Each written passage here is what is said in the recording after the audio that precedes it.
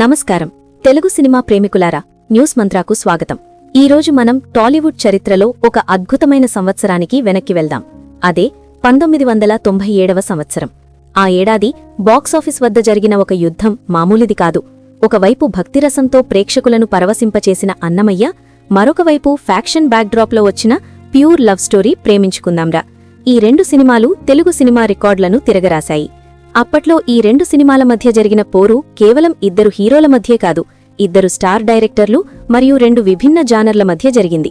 అసలు ఈ రెండు సినిమాలు విడుదలయ్యే ముందు టాలీవుడ్లో వాతావరణం ఎలా ఉందో తెలుసా? కింగ్ నాగార్జున అప్పటికే నిన్నే పెళ్లాడతా వంటి క్లాసిక్ హిట్తో ఫుల్ ఫామ్లో ఉన్నారు. కానీ ఒక కమర్షియల్ స్టార్ హీరో పౌరాణిక పాత్రలో కనిపిస్తే ఆడియన్స్ ఎలా రిసీవ్ చేసుకుంటారో అని అందరిలో ఒక చిన్న సందేహం ఉండేది. ఇక విక్టరీ వెంకటేష్ విషయానికొస్తే ఆయన అప్పటికే ఫ్యామిలీ ఆడియన్స్కు ఫేవరెట్ అయిపోయారు. కానీ సురేష్ ప్రొడక్షన్స్ ఈ సినిమాను చాలా ప్రతిష్టాత్మకంగా తీసుకుంది. అటు దర్శకేంద్రుడు రాఘవేంద్రరావు, ఇటు జయంత్ సి పరాంజీ ఇద్దరూ ఒక సరికొత్త మ్యాజిక్ చేయడానికి సిద్ధమయ్యారు. మొదట అన్నమయ్య గురించి మాట్లాడుకుందాం. జూన్ 14న విడుదలైన ఈ సినిమా మొదటి రోజు ఆట నుండే ఒక వైబ్రేషన్ క్రియేట్ చేసింది. అసలు నాగార్జున అన్నమయ్య పాత్రలో పరకాయ ప్రవేశం చేశారని చెప్పాలి. దర్శకుడు రాఘవేంద్రరావు గారు కమర్షియల్ ఎలిమెంట్స్తో పాటు భక్తిని ఎలా జోడించవచ్చో ఈ సినిమాతో నిరూపించారు. ముఖ్యంగా కీరవాణిగారు అందించిన మ్యూజిక్ ఈ సినిమాకు ప్రాణం పోసింది. అన్నమయ్య పాటలు అప్పట్లో ప్రతి ఇంట్లో, ప్రతి గుడిలో వినిపించేవి. మీకు తెలుసా, ఈ సినిమా షూటింగ్ సమయంలో నాగార్జున గారు నిజంగానే ఒక యోగిలా బతికారు. ఆ డెడికేషన్ తెరపై కనిపించింది. ఈ సినిమా బడ్జెట్ అప్పట్లో సుమారు 3 నుండి 4 కోట్ల రూపాయలు కాగా, వరల్డ్ వైడ్ బాక్సాఫీస్ దగ్గర ఈ మూవీ సుమారు 12 కోట్ల షేర్ వసూలు చేసింది. గ్రాస్ లెక్కల ప్రకారం చూస్తే ఇది 20 కోట్లకు పైగానే రాబట్టింది. అప్పట్లో ఒక భక్తిరస చిత్రం ఇన్ని కోట్లు వసూలు చేయడమంటే అది మామూలు విషయం కాదు. ఈ సినిమా 100కు పైగా కేంద్రాల్లో 100 రోజులు ఆడి రికార్డ్ సృష్టించింది.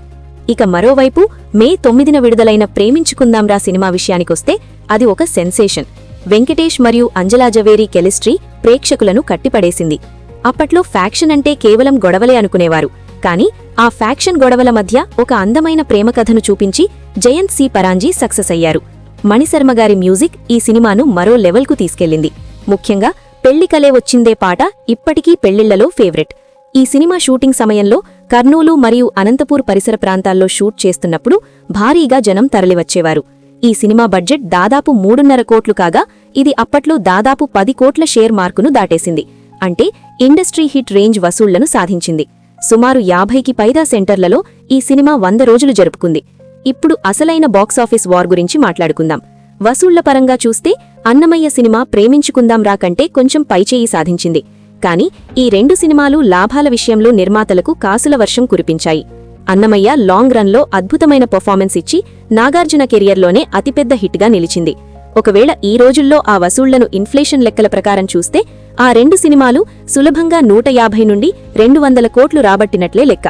అన్నమయ్య నాగార్జునను ఒక వర్సటైల్ యాక్టర్గా నిలబెడితే, ప్రేమించుకుందాంరా వెంకటేష్కు ఉన్న మాస్ ఫాలోయింగ్ను భారీగా పెంచింది.